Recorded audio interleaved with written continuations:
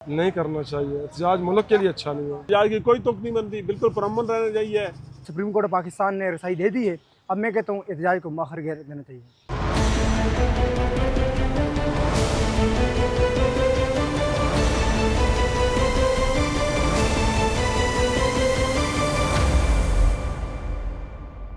Supreme court of Pakistan की जानिब से इमरान खान को तिबी सहूलियात मुहैया करने के हुक्म के बाद हम इस्लामाबाद के शहरियों से ये जानेंगे कि क्या अब PTI को 27 सितंबर का एहतजाज करना चाहिए या कि नहीं। जानते हैं शहरियों से। नहीं करना चाहिए। एहतजाज मुल्क के लिए अच्छा नहीं है।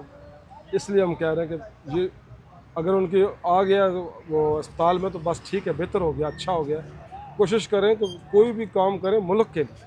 एहतजाज जो है वो मुल्क के नुकसानदेह है, इसलिए हम कह रहे हैं कि एहतजाज नहीं होना चाहिए। PTI की क़यादत जो एहतजाज कर रही थी, उनका मौक़िफ़ ये था कि इमरान खान को इलाज के लिए रसाई दी जाए, वो भी सुप्रीम कोर्ट पाकिस्तान ने रसाई दे दी है। अब मैं कहता हूँ एहतजाज को मौखर गिर देना चाहिए। हाँ, हुकूक मिल जाए तो फिर तो प्रोटेस्ट की तुक ही नहीं बनती है ना। फिर आप देख ले प्रोटेस्ट के क्या तुक बनती है। अगर पाकिस्तान में अगर हम बात करें कि हर बंदे को अपने जो बेसिक रूल्स ऑफ लाइफ है या बेसिक लाज है वो उसको मिल जाए, और तो फिर उसको प्रोटेस्ट करने की ज़रूरत पड़ेगी। एहतजाज की कोई तुक नहीं बनती, बिल्कुल पुरअमन रहना चाहिए।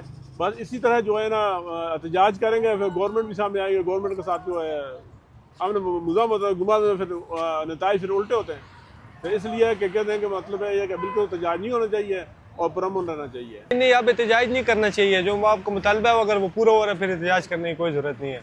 ये तो हुकूमत हमारी को थोड़ा बहुत उसने साथ दिया है, जो इमरान खान को अस्पताल भेज दिया इलाज के लिए, तो ये बहुत अच्छा किया है। हम इसका यही राय करेंगे कि ये बहुत अच्छा किया इन्होंने।